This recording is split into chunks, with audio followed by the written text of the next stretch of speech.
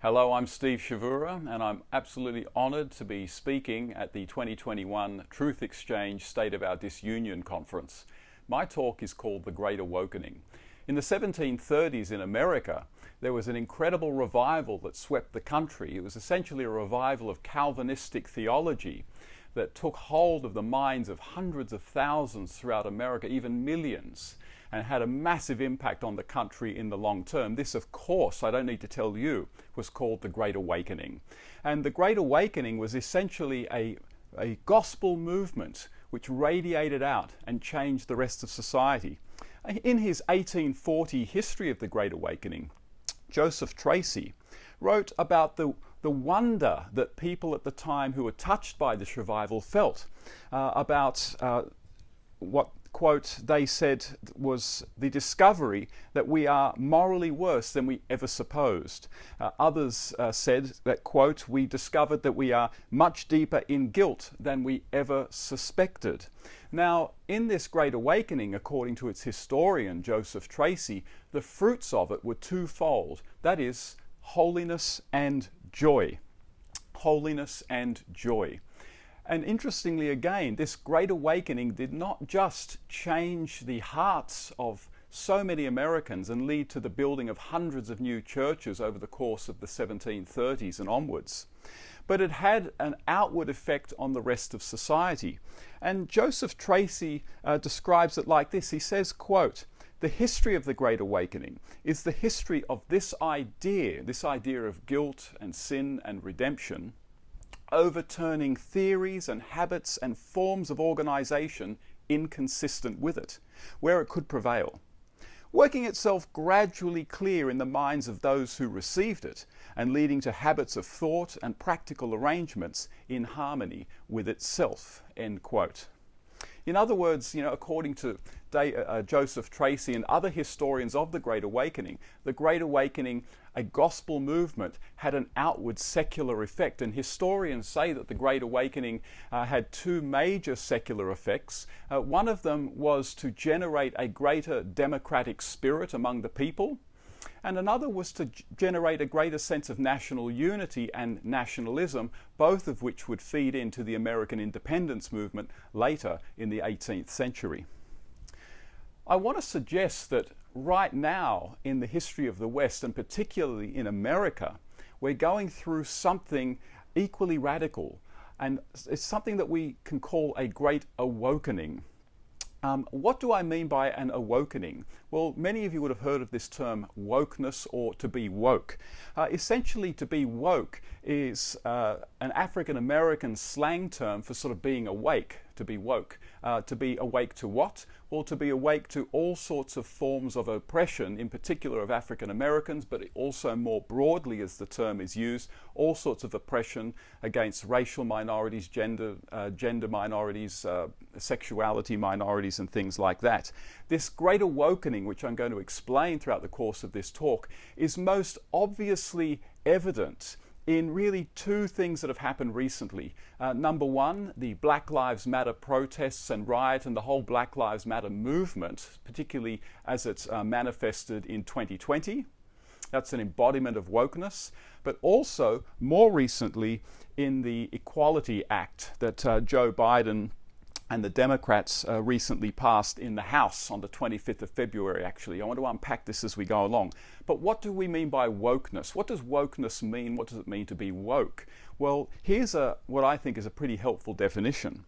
To be woke, or wokeness, is the belief that our culture as a whole is constructed by white heterosexual men for the purpose of oppressing racial and sexual minorities, as well as women, resulting in white heterosexual male privilege, and that we must also uncover all the hidden oppression or microaggressions in our thoughts, assumptions, language and practices, and fight to overthrow the white male heterosexual culture and replace it with a new culture which is truly diverse racially and sexually.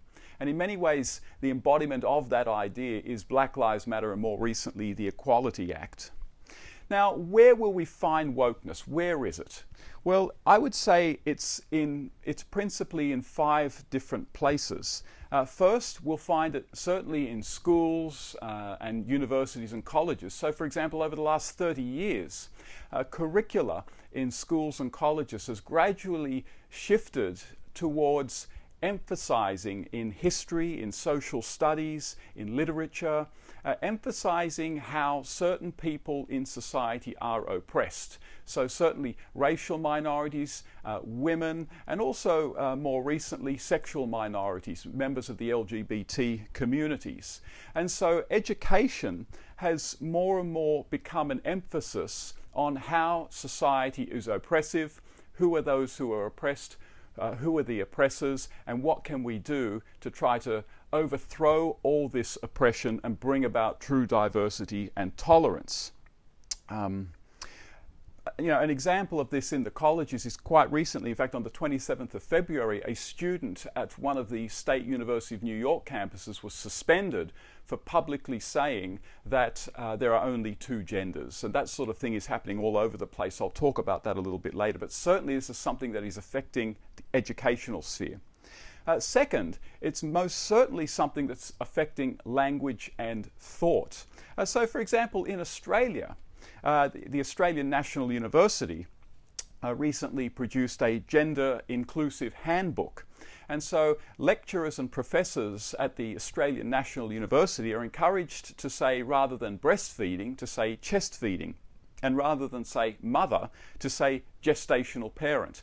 Well, why? Well, because for men who want to be considered, for women who are bearing children, for biological women who are bearing children, but they identify as men, they don't want to be referred to as a mother because they identify as a father. And so rather than use the term mother, you use the term gestational parent. The same thing for replacing breastfeeding for chest feeding.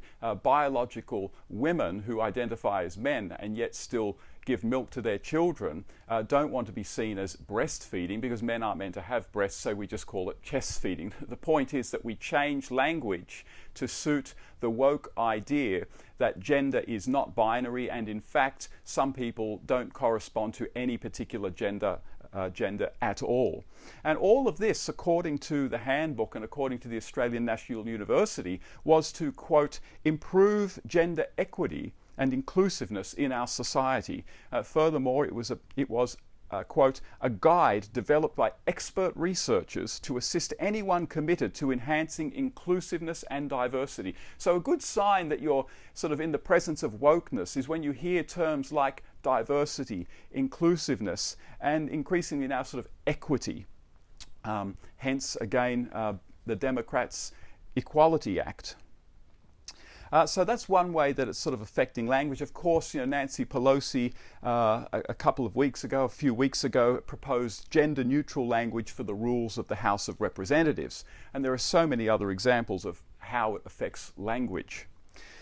I'll talk about language a little bit more as we go along.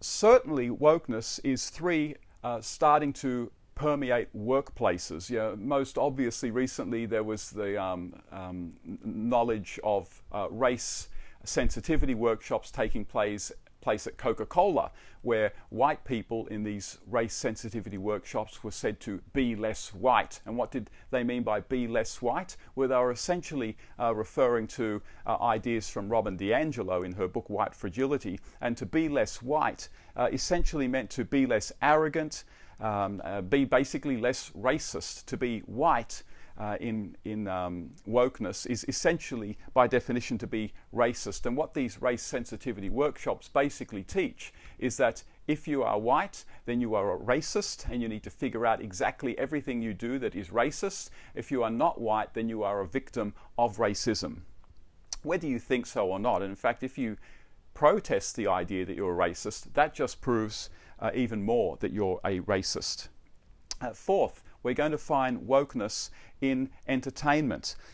Most obviously, we found it over the last 20 years, over the last 10 years especially, in things like Netflix and Walt Disney. So for example, Disney over the last sort of 10 years has gradually been trying to destabilize and discredit in the minds of children ideas such as there are only two genders, that gender is determined by biological sex, and that heterosexuality is the only legitimate form of human sort of sexual relations. Disney has been trying to destabilize that, and you'll find messages to this effect in films like Out from 2020, Onward from 2020, other movies like the High School Musical films, Andy Mack, The Lodge, the 2017 version of Beauty and the Beast, and Star versus the Forces of Evil. So it's well and truly in entertainment, and it's well and truly in the media and in the news. You'll certainly find it in all of that. And finally, you're most certainly going to find it in government and the legislature. And the most obvious example of this is the Equality Act passed in the House on the 25th of February. Dr. Peter Jones has a fantastic article on this. I suggest you read it. But essentially what the Equality Act does is it basically outlaws any discrimination against people who might identify as a sex that does not correspond to their biological sex. And what that essentially means is that restrooms, prisons, juvenile detention centers, hospital rooms, shelters, rape crisis and domestic violence centers cannot discriminate against someone coming into them who claims to identify as a sex that does not match their actual biology. Now what this is actually going to... Here's the thing, guys, this is actually really important. This Equality Act is an absolute landmine of legal avenues taken against the church, and it's going to be something that is going to, over time, if it succeeds and if it finds its way into institutions and into laws throughout the states, which it will if it succeeds, it is essentially going to wind up with the bankrupting or shutting down of all sorts of Christian institutions like Christian schools and colleges, charities, adoption agencies, Christian ministries. They'll be bankrupted, they'll be declared extremist organizations if they affirm what Genesis teaches, that God created man and woman. And so this Equality Act is actually an incredibly obvious way in which wokeness is being wielded by the state to force conformity on everyone else. And I'm telling you right now, if the government continues to go down this path, then this generation will see Christians in prison for standing up for the principles of biblical Christianity when it comes to gender and sexuality. It's absolutely going to happen.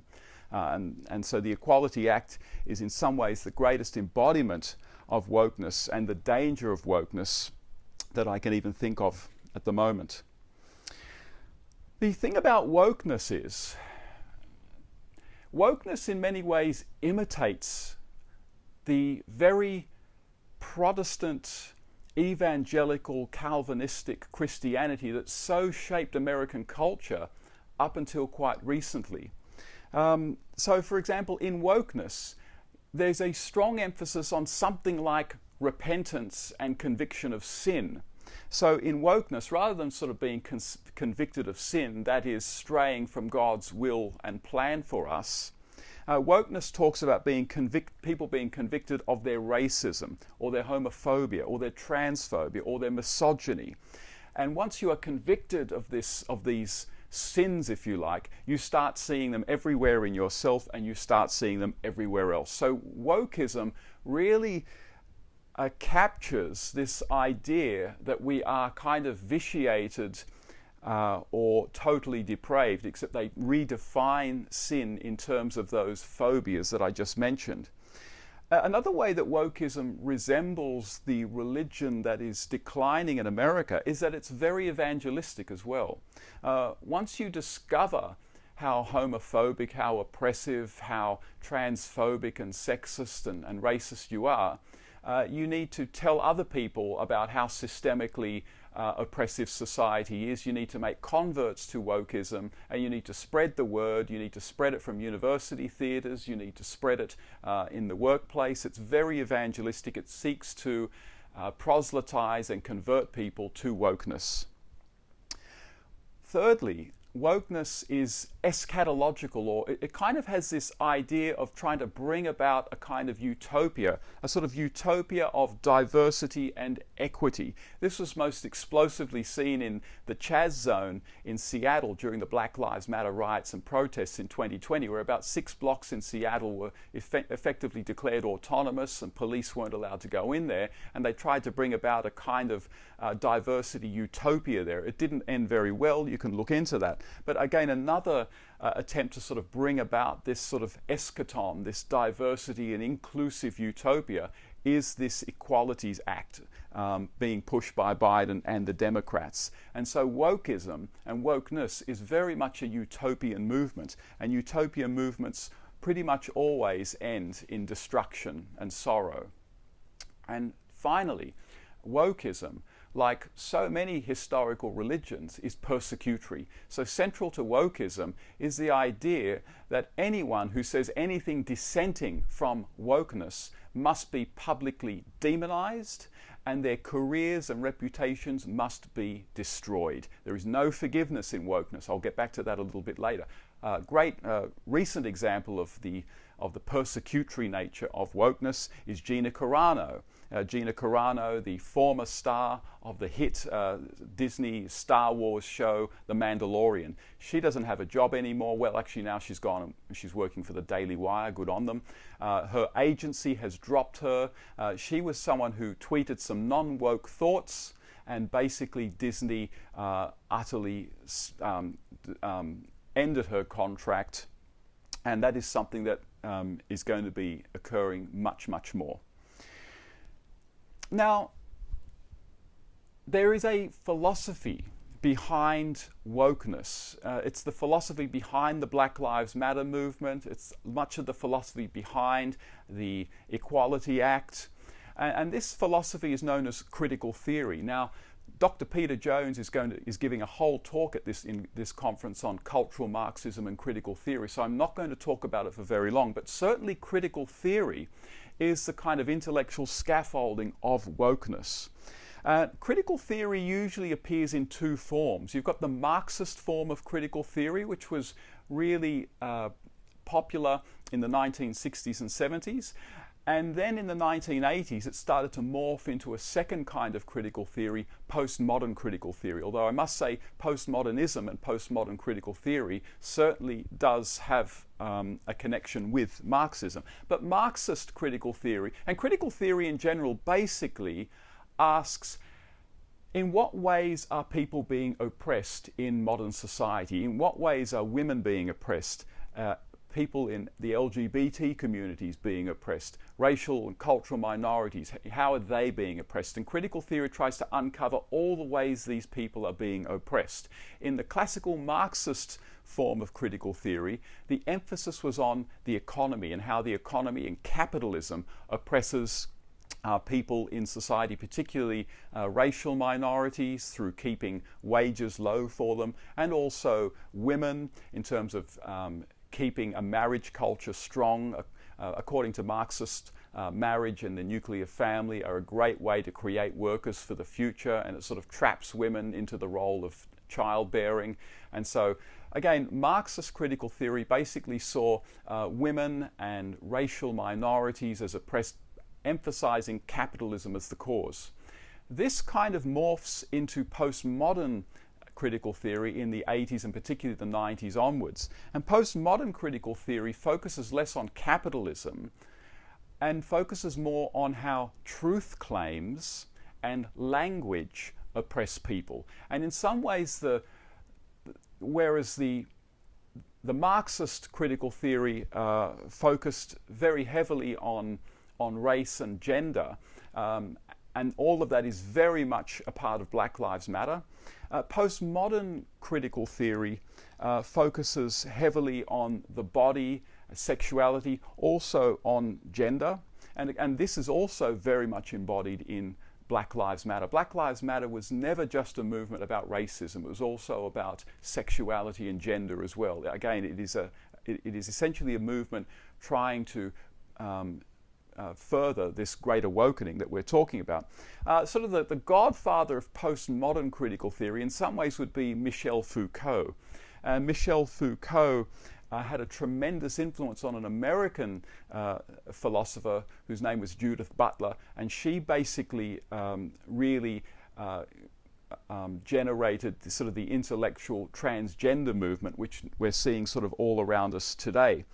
And postmodern critical theory says that language and truth claims are very dangerous. Now, this is very important. This is the reason why so much wokeness is incredibly suspicious, even hostile, of freedom of speech. Freedom of speech, enshrined in the First Amendment, is part of American identity. But wokeness is very suspicious of free speech, because remember, wokeness thinks that one of the best forms of oppressing people is through the words that we use, language. For example, how do we oppress people in the transgender community who might not identify with any particular gender? Well, for example, we talk about ladies and gentlemen. We use pronouns him, her. We don't have other pronouns. And that kind of forces people into a particular identity that suits the majority who want to be the most legitimate form of sexual gender identity, and it sort of excludes everyone else. So language, according to postmodern critical theory, can be quite dangerous, but it can also be quite liberating as well. And that's why, according to much wokeness, what you want to do is try to control language, change language. And this brings us to freedom of speech. Freedom of speech is quite dangerous in wokeness, because think about it. Free speech is by definition unpredictable speech. If you allow people to speak freely, then you're essentially allowing for the possibility that people can openly reject the idea that gender is just something that you feel rather than something linked to your biology. It allows people just to say male or female. It allows people to utter thoughts that essentially undermine the philosophy of wokeness. And this is all, according to woke people, oppressive.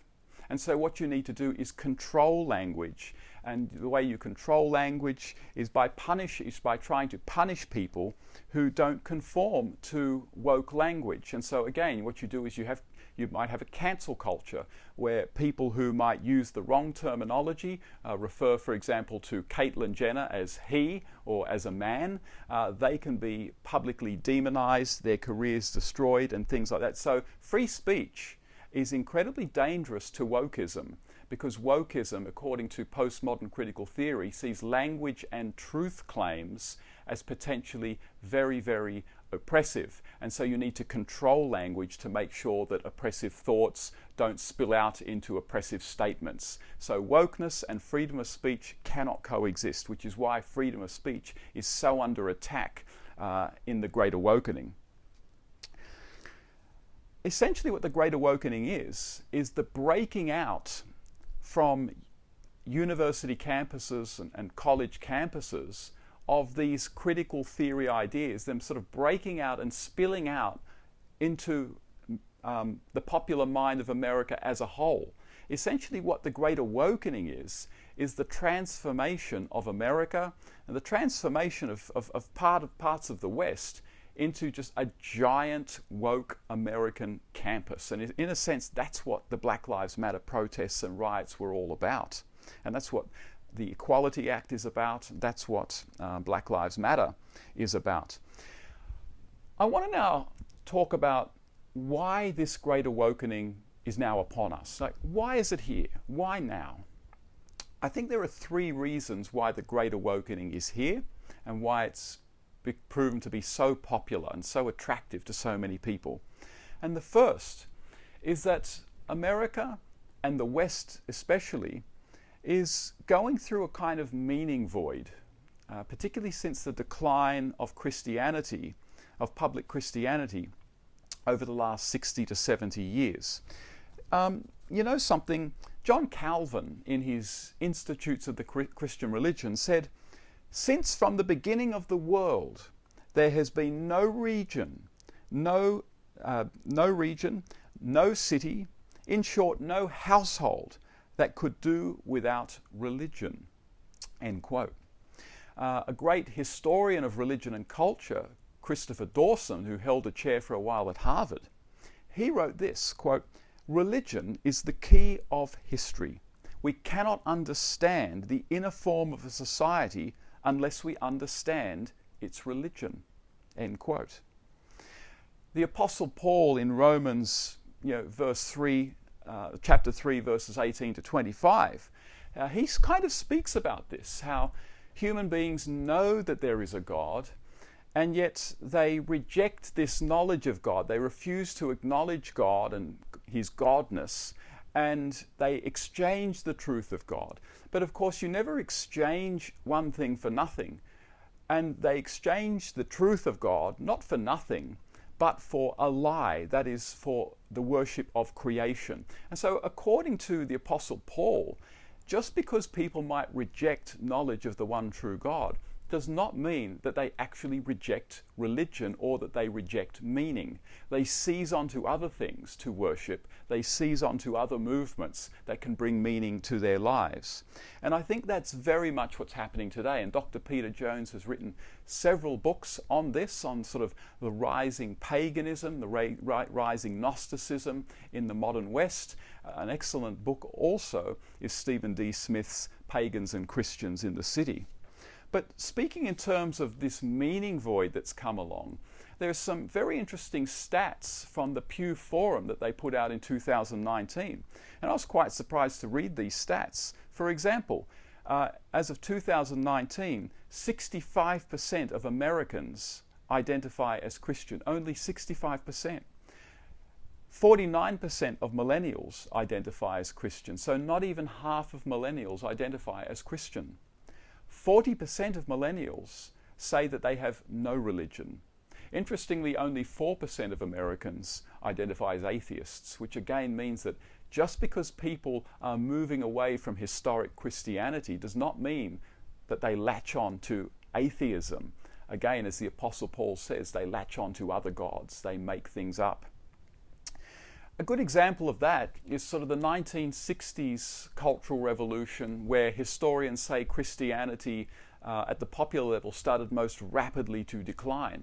And it'd be a mistake to say that in the 1960s people who sort of increasingly walked away from historic Christianity sort of gravitated to nothingness. Many of them gravitated to alternative religions, alternative spiritualities, Eastern mysticism. All of this sort of morphed into the New Age movement, which kind of still survives in movements around yoga and mindfulness and things like that.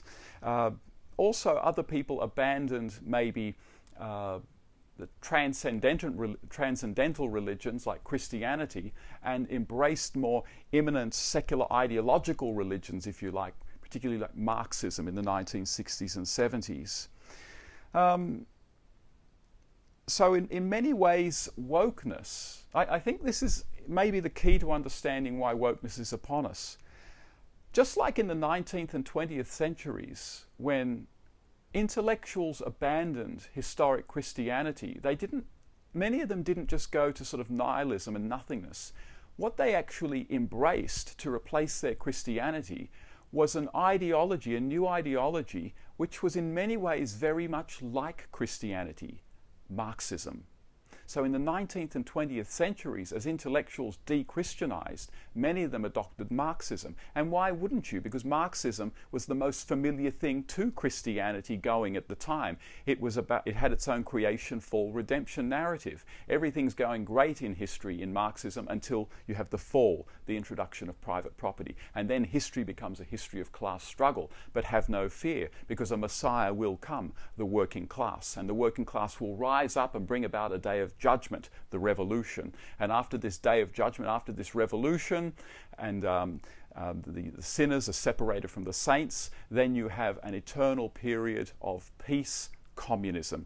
And so it's not a surprise that as intellectuals abandoned their Christianity, they grabbed onto something that was the next most familiar thing. And I think that's exactly what's happening in America and around the West. As Christianity continues to decline, they're grabbing onto something that in so many ways actually resembles Christianity. I mean, to go back to this this question of sin in wokeness, Robin DiAngelo, in her book White Fragility, says the following. She says, "I know that because I was socialized as white in a racism-based society, I have a racist worldview.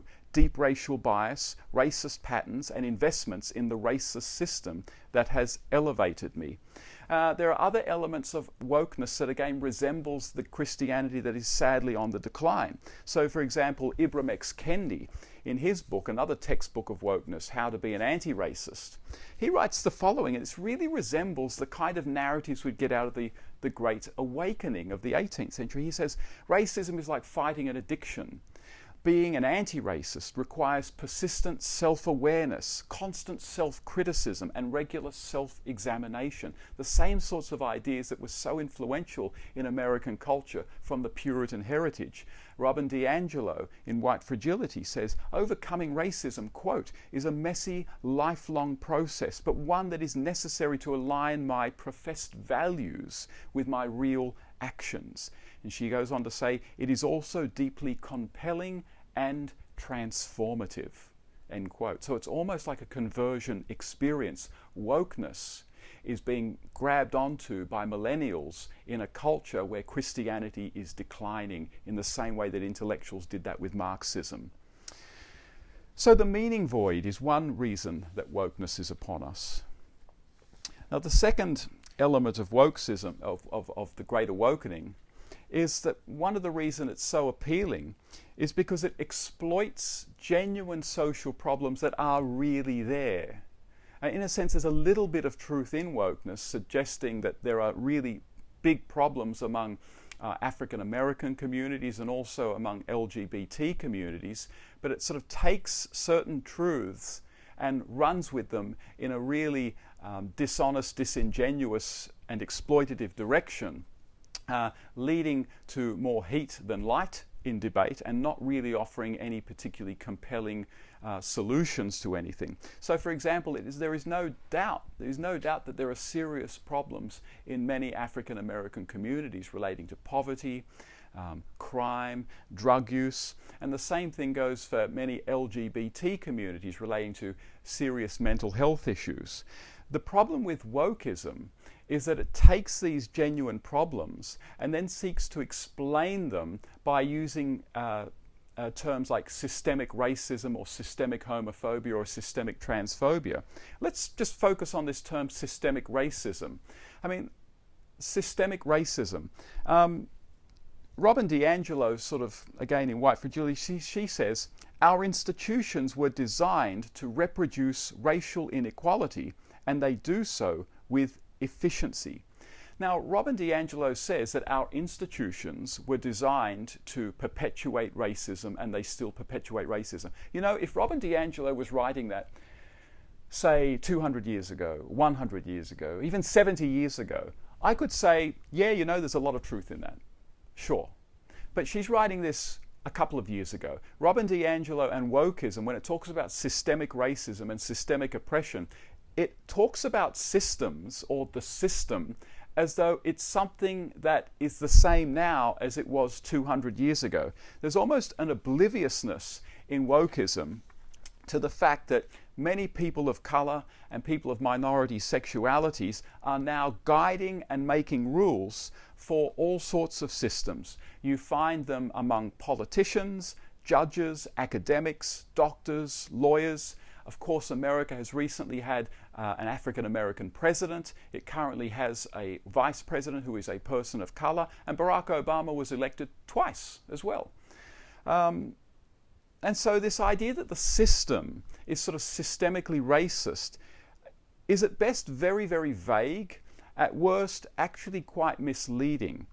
And that is a real problem in terms of the credibility of wokeness, because it tends to, again, as I've been saying, it takes something like serious disparities between African Americans and non-African Americans, but then explains them by just saying racism. And that is a tantalizingly simple explanation, but when you actually go to the granular level and look at economic disparities, and you look at other things like fatherlessness in African American communities, then you realize that the causes of many disparities actually come down to things like less racism and more things like poverty and fatherlessness.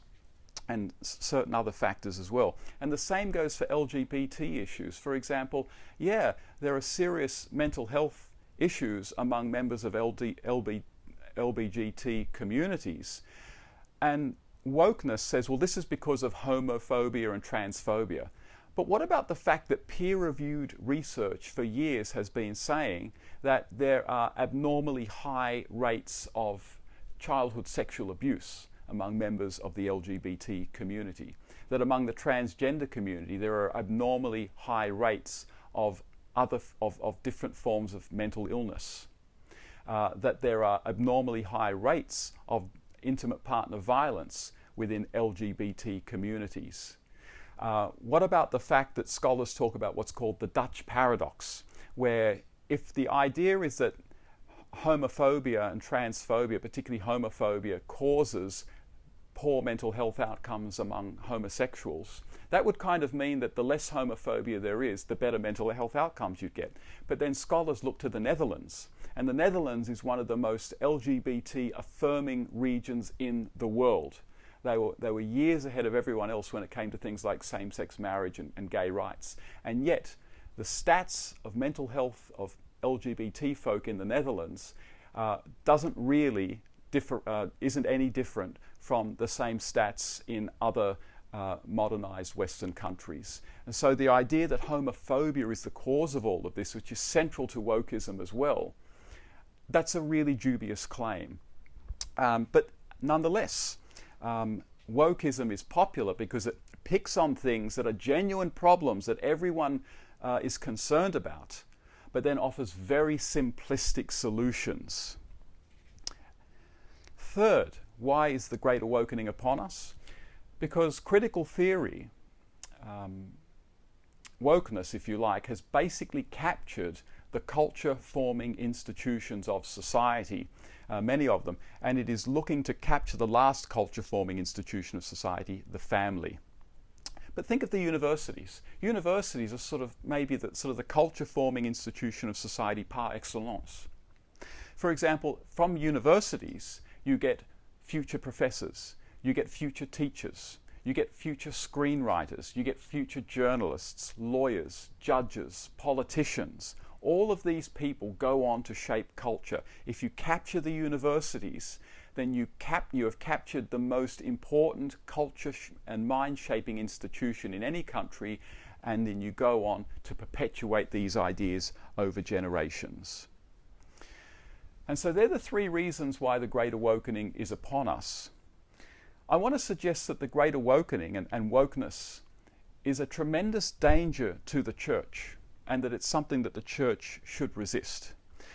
The Great Awakening, to go back to the 18th century, was a gospel event that transformed the wider world. It transformed the secular society around it, if you like. The Great Awakening is a secular event, or maybe a post-Christian, some might say a neo-pagan event outside of the church that is threatening to transform the church. And that is a serious problem, because certainly wokeness is creeping into the churches. And so the church has to be a fortress free from the hatred, the self-righteousness, the lies and half-truths, and the division increasingly shaping society, which is to a large extent owing to wokeness and the Great Awakening. Why must Christians reject wokeness?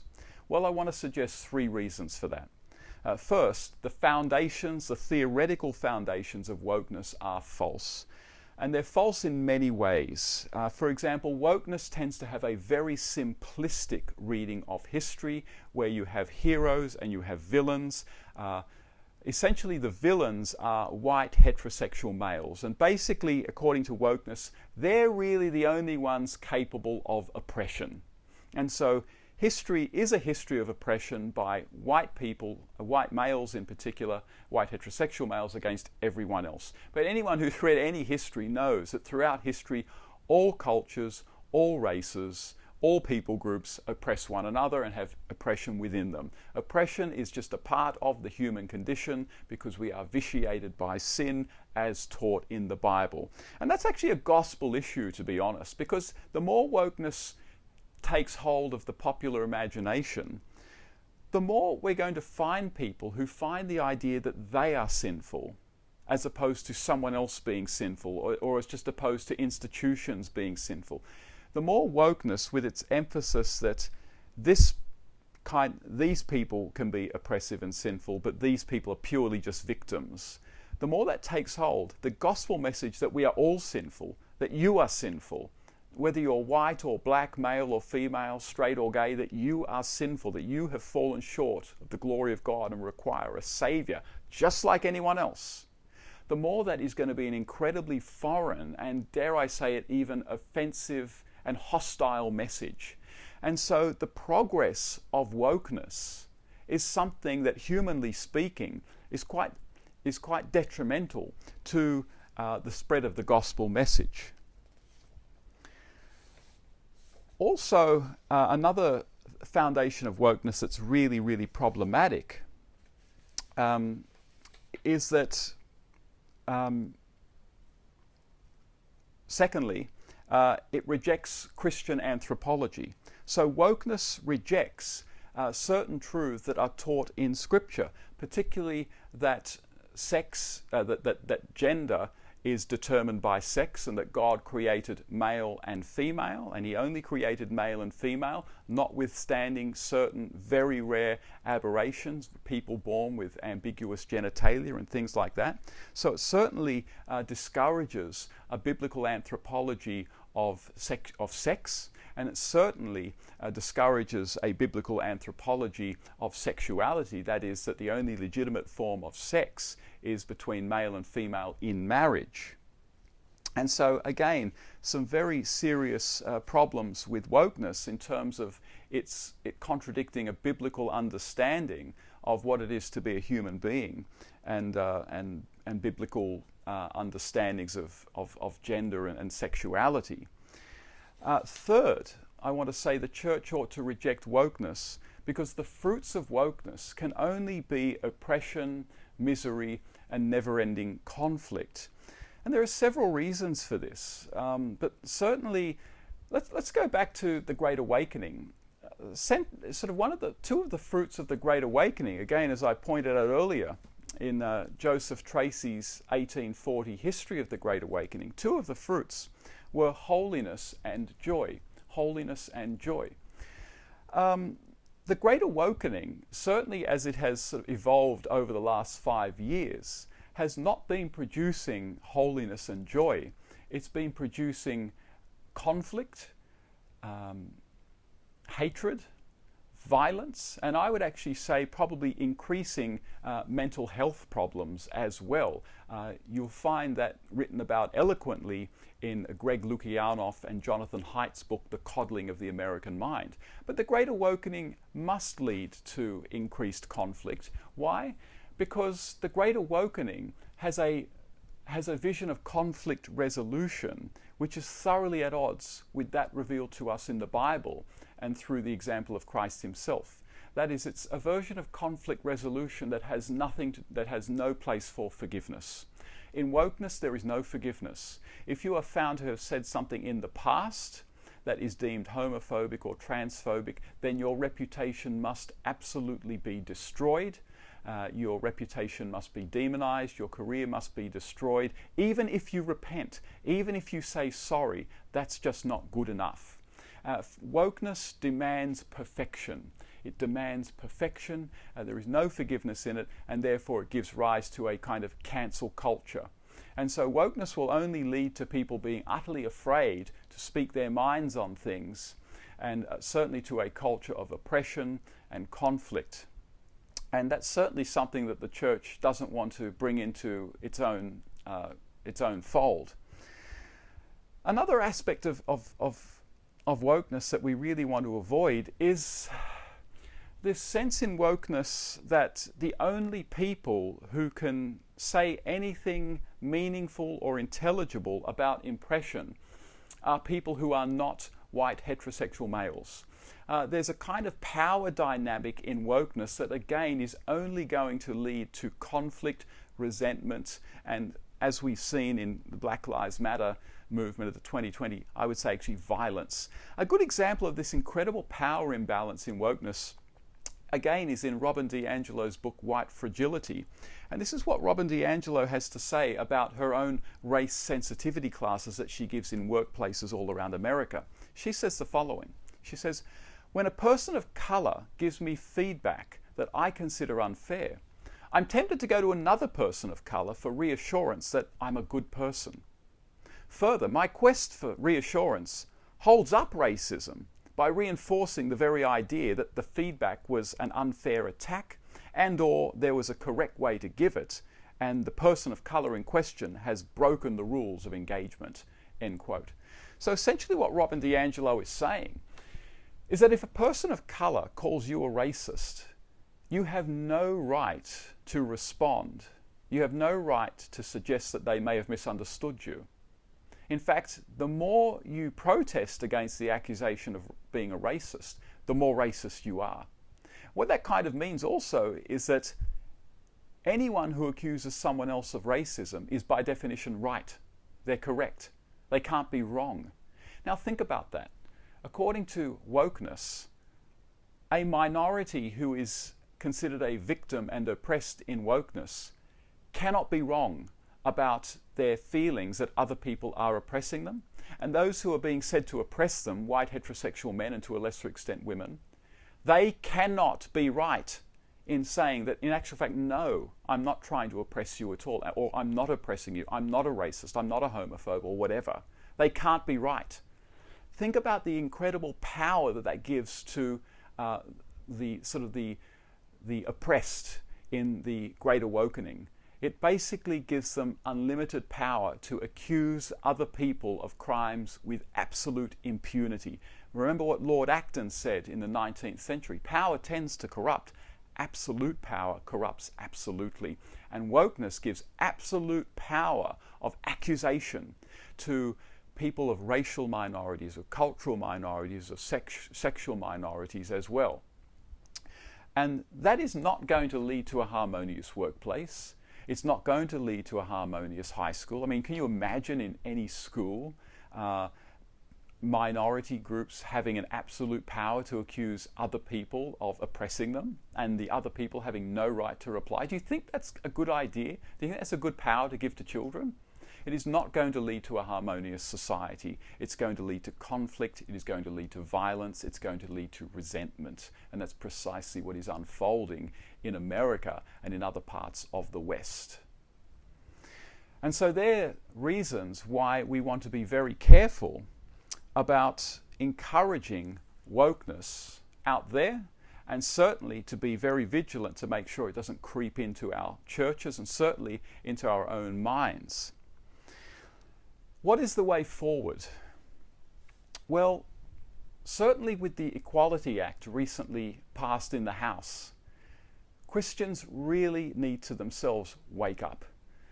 Christians need to see that this is the very kind of totalitarianism that people like Francis Schaeffer in the 60s, 70s and 80s were predicting was going to come out of secular humanism. And in fact, it's the very totalitarianism that critical theorists like, say, Herbert Marcuse in the 1960s were saying that we want to introduce into the West in order to dismantle Christianity and dismantle Christian notions of identity, sexuality and other things like that. So it's here.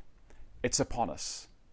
It's no longer a theory, and this isn't fear-mongering, it's here. And the Equality Act is going to lead to individuals being put in prison for speaking their minds, for raising their children according to biblical truths. It's going to shut down churches, it's going to shut down colleges, and you're going to have Christians, like I said earlier, they're going to be in prison in our generation.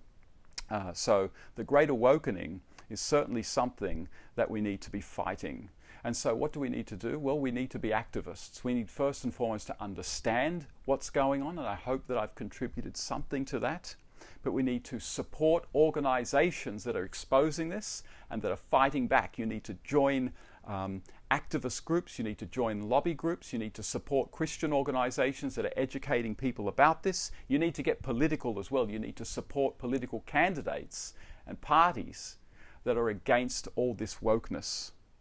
We need to resist.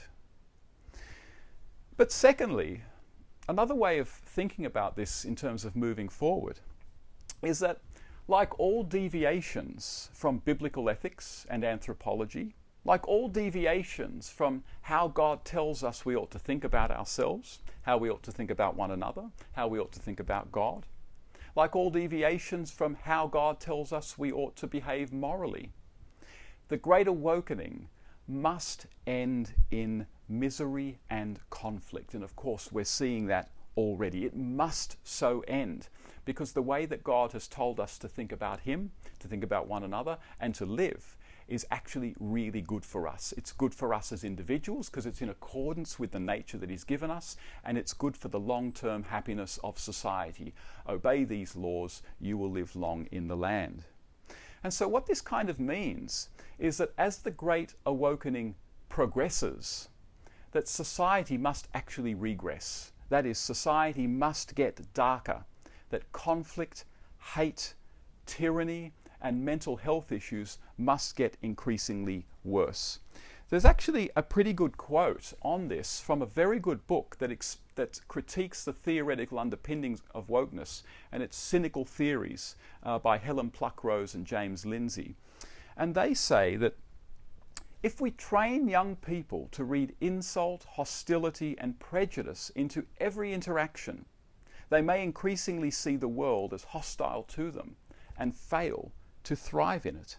In other words, the Great Awokening is something that is going to lead to the immiserization of the rising generation, certainly of millennials, who latch on to its ideas of oppression, of conflict. It is certainly something that Christians ought to resist, not just because it's untrue, but because we are commanded to love our neighbour. And we would never want a philosophy and a movement like the Great Awokening, which is so pernicious to people's salvation and to their earthly well-being. We would never want it to spread more than it has already at the moment. We have to resist it. But importantly in this is that the church must resist it. The church must resist it. And in this, in fact, I'm reminded of a promise that the Lord gives us in Matthew chapter 5. In Matthew chapter 5, verses 13 to 16, Jesus says, "You are the salt of the earth. But if the salt loses its saltiness, how can it be made salty again? It's no longer good for anything except to be thrown out and trampled by men. You are the light of the world. A city on a hill cannot be hidden. Neither do people light a lamp and put it under a bowl. Instead, they put it on its stand, and it gives light to everyone in the house. In the same way, let your light shine before men, that they may see your good deeds and praise your Father in heaven." Let your light shine before men. That is precisely what the church will do if it resists the movement of wokeness in it. The church, if wokeness continues in the wider society, that will only lead to the wider society getting darker and darker, which means that the church, if it resists the Great Awokening, if it resists critical theory, that it will only appear brighter and brighter to those who are searching for truth and to those who are searching for purity. You know, that's exactly what happened in the first century. Roman civilization was in one of its most degraded states in its history. Human life meant nothing. Sexual perversity was everywhere. And yet Christians come onto the scene valuing human life, looking after the poor, looking after the weak, showing restraint, showing integrity. And that was so attractive to people who were searching for something else. They were searching for purity. They were searching for hope. What they were searching for was the Lord Jesus. They were searching for salvation. They were searching for what would reconcile them with the God that they had cast off. And the church, the early church, was the closest thing to Jesus to them at that time. And of course, the early church expanded and expanded.